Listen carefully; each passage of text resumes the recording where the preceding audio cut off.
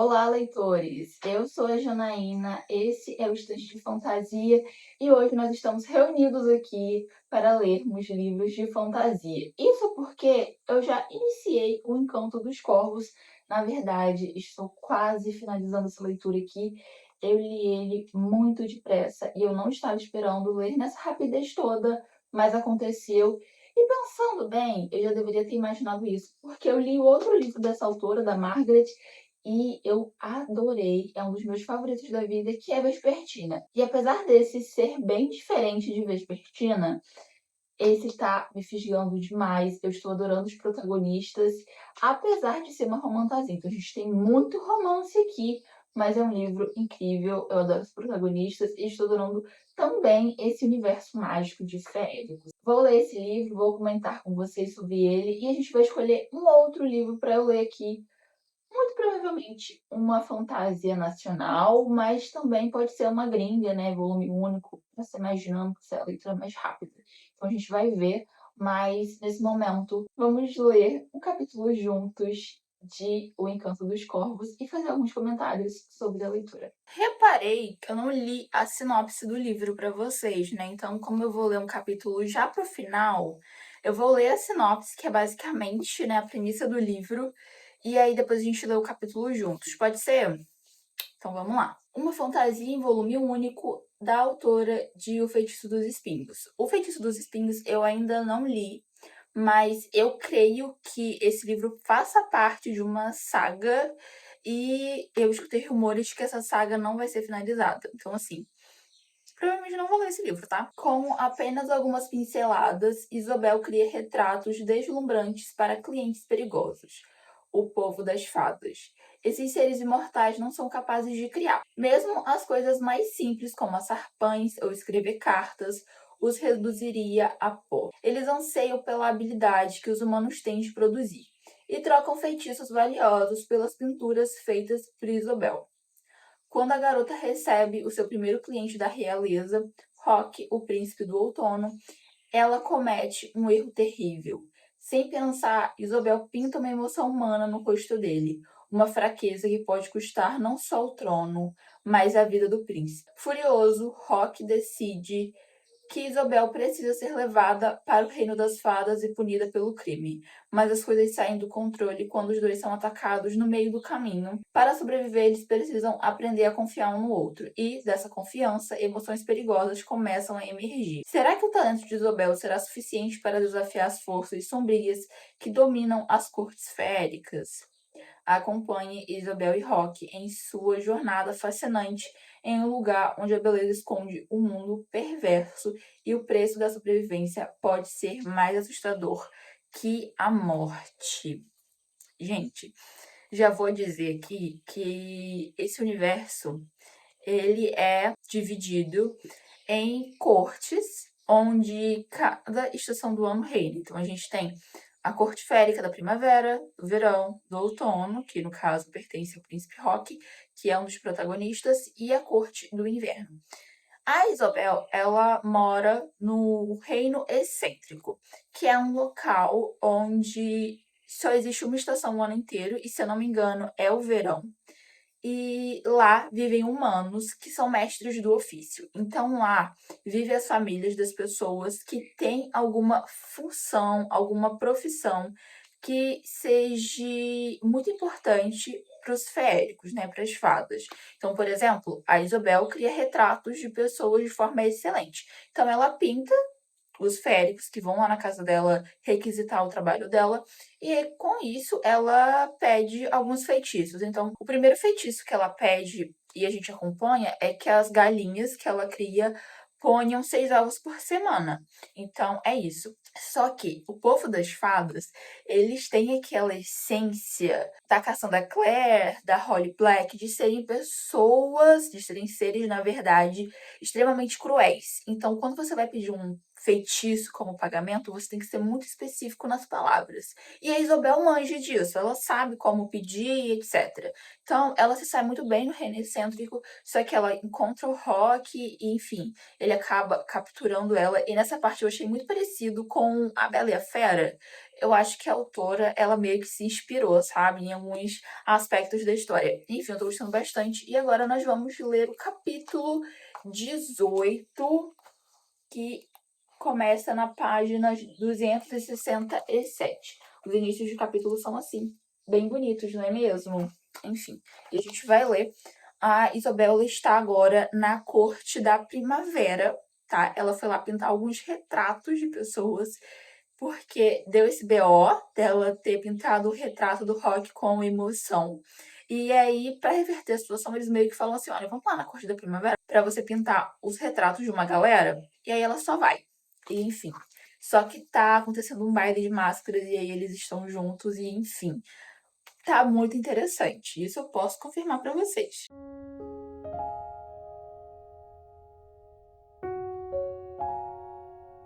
Adorei essa passagem aqui, então eu vou ler para vocês. Lembrando, spoiler sem contexto, beleza? É uma fala do Rock. Há quanto tempo você serve ao rei do Amieiro, Hemlock? Cuspiu ele. Eu não sabia que a corte do inverno decaíra a esse nível. Ajoelhar-se por cerimônia é uma coisa. Obedecer às ordens dele é bem diferente. Rock lacrando, como sempre.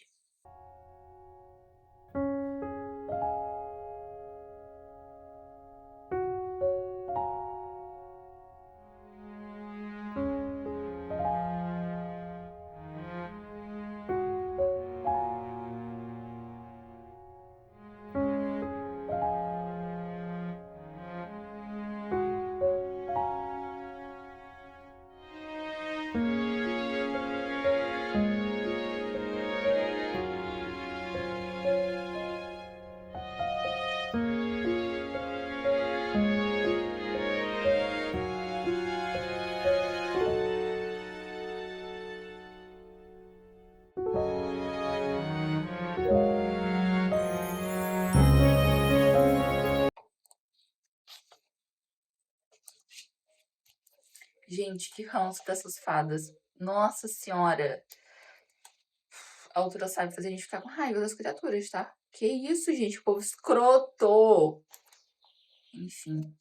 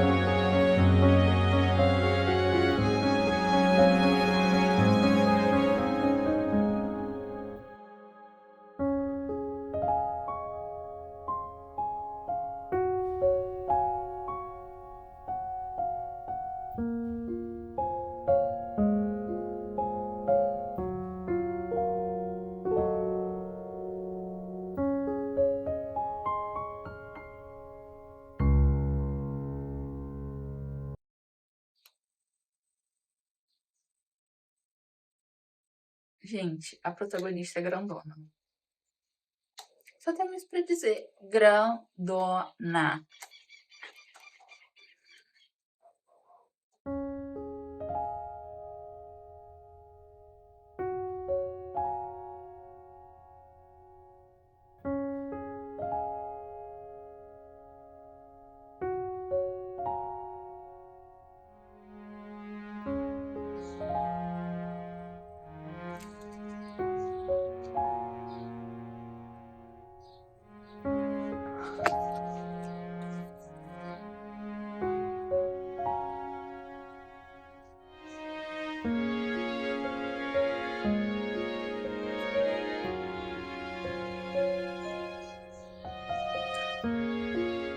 Maravilhoso. Finalizadíssima. Finalizadíssima a leitura de O Encanto dos Corpos. Sim, devorei esse livro aqui e já entendi que tudo que essa autora, tudo que a Margaret escrever, eu vou querer ler. Inclusive, se ela publicar a lista de compras dela, vou ler, porque essa mulher sabe escrever como ninguém. Meu Deus do céu. Esse não foi um favorito da vida, como Vespertina foi, mas é um livro com certeza 5 estrelas. E é uma romantasia, tá? Então, assim, muito romance e ainda assim eu adorei. Aqui nós conhecemos a Isobel, a nossa protagonista. Ela mora no reino excêntrico, que é divisa ali com o reino das fadas. O Paulo Férrico vai até ela para contratar o serviço dela, que é pintar retratos. Ela é uma pintora excelente, mas ela é sempre muito cuidadosa, né, quando ela vai exigir algum pagamento, que geralmente é em forma de feitiço, porque ela sabe que essa galera não pode mentir, mas é extremamente cruel, perversa e adora pregar peças nas pessoas. Então ela é sempre muito cuidadosa, sempre fala as coisas direitinho para não deixar margem para segundas interpretações.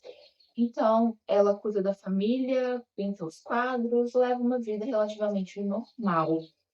Até o dia em que o Rock, que é príncipe da corte do outono no reino das fadas, e aqui sim, o povo das fadas tem essa divisão de cortes, então a gente tem a corte da primavera, do verão, do outono e do inverno. O príncipe do outono vai até ela, pede um retrato, e conforme as sessões vão passando, ela vai ficando interessada nele. Basicamente é isso. Só que ela sabe que esse é um amor proibido, né? Ela é mortal, ele é imortal.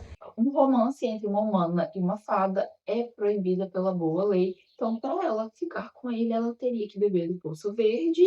E aí ela perderia as emoções dela, ela não conseguiria mais criar. Porque essa é uma das características do povo das fadas aqui.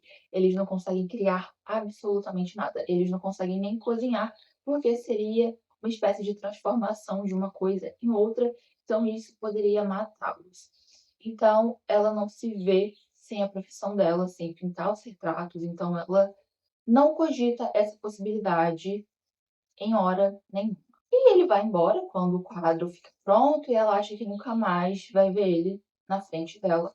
Até que um dia ele volta extremamente furioso com ela, porque no quadro em que ela pintou, ele demonstra uma emoção humana e isso põe a legitimidade dele em risco. Ele pode ser usurpado por qualquer pessoa por se demonstrar ali fraco. Ela, então, acaba sendo obrigada a ir com ele até a corte do outono para ser julgada. Só que no meio do caminho muita coisa acontece, coisas estranhas, e aí a gente tem um desenrolar bastante peculiar. Eu não estava esperando esse caminho. A ambientação é incrível. A corte das fadas é descrita de uma maneira que a gente parece que está lá. Então, assim, fenomenal. Só não foi um favorito da vida porque tem muito romance. O romance realmente é uma peça-chave nessa história. Mas apesar disso, eu adorei os protagonistas. A Isabel e o Rock são incríveis. E, enfim, maravilhoso. Se você ainda não leu nenhum livro da Margaret, leia. Principalmente os que são volume único. Mas eu só conheço os 2 livros dela, que é esse aqui, que me fez entender que ela é uma das minhas autoras favoritas da vida, e Vespertina, que foi o meu favoritadíssimo de 2025, um dos meus favoritos da vida e que eu amei. Então, uma experiência de leitura maravilhosa, incrível, para quem gosta de romance, para quem gosta de fantasia, leiam. E uma coisa que eu achei bem curiosa, tá? É que eu li 2 livros esse ano, que inclusive eu vou pegar aqui, que é O Encanto dos Corvos e Uma Janela Sombria, que falam sobre a árvore do amieiro. Eu fiquei curiosa, gente, o que de especial tem nessa árvore? Porque a gente sabe que aqui a gente tem o amieiro gêmeo, né, que tem toda uma questão ligada à magia desse universo. E aqui a gente tem o rei do amieiro, que é o rei da corte das fadas. Então eu fiquei assim, gente, que diabos tem esse amieiro? Enfim, reflexões. Talvez um dia eu pesquise e descubra sobre. Mas achei interessante ter lido 2 livros de fantasia que tratam de temas ali parecidos, digamos assim. Mas é isso. leitura finalizada e livro aproveitadíssimo. Adorei cada instante dessa leitura aqui e ansiosa por mais livros dessa autora aqui no Brasil. E tomara que eles venham nessas edições lindíssimas que a Literalize traz, né? Porque capa dura, tá? Não tem o corte colorido, né? Mas a gente tem essa folha de guarda marronzinha, as folhas pretas. E olha esses inícios de capítulo, se não é a coisa mais linda do mundo. Marcozinho também, frente e verso, enfim. Livro lindo, história maravilhosa. Super recomendação para vocês aqui.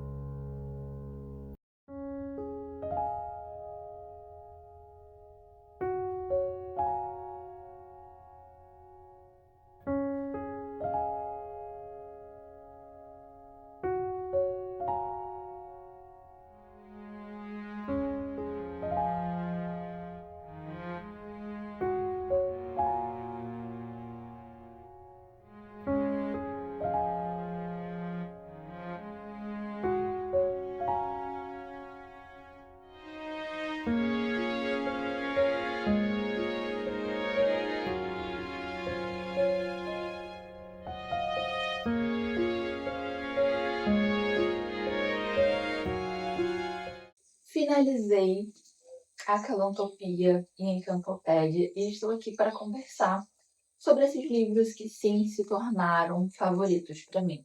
Premissa do livro. Nós conhecemos a Benedita Faz de Tudo e o João do Baquebook ainda crianças.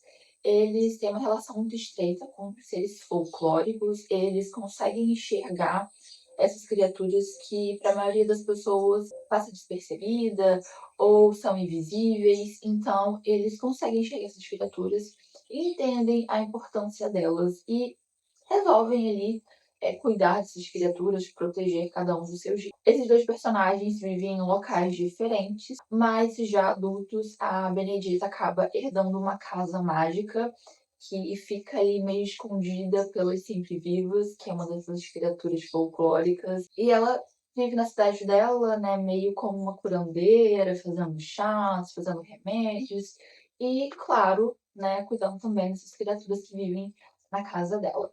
O João, no entanto, né, ele sai da cidade dele e vira um caixeiro viajante, muito porque a cidade dele está passando por um período extremamente difícil, as pessoas meio que abandonaram a cidade, ela virou uma cidade fantasma. E numa dessas andanças dele, ele acaba indo parar na cidade da Benedita, eles ainda não se conhecem, mas ele percebe que tem alguma coisa de estranho nessa cidade. Um circo chega ali e criaturas aparentemente estão sendo capturadas, então ele fica com a pulga atrás da orelha e vai investigar. Ao mesmo tempo, a Benedita também resolve fazer isso, e os dois acabam se encontrando numa situação tanto quanto perigosa. Eles então falam, olha, você tá aqui pelo mesmo motivo que eu, vamos unir forças para proteger as criaturas que a gente enxerga, que a gente zela, que a gente cuida. Eles resolvem ali se unir e surge uma amizade, eles acabam passando um tempo juntos e no final, né, obviamente, como a gente já imagina, um romance acaba surgindo, mas não é o foco. Esse aqui é um livro juvenil,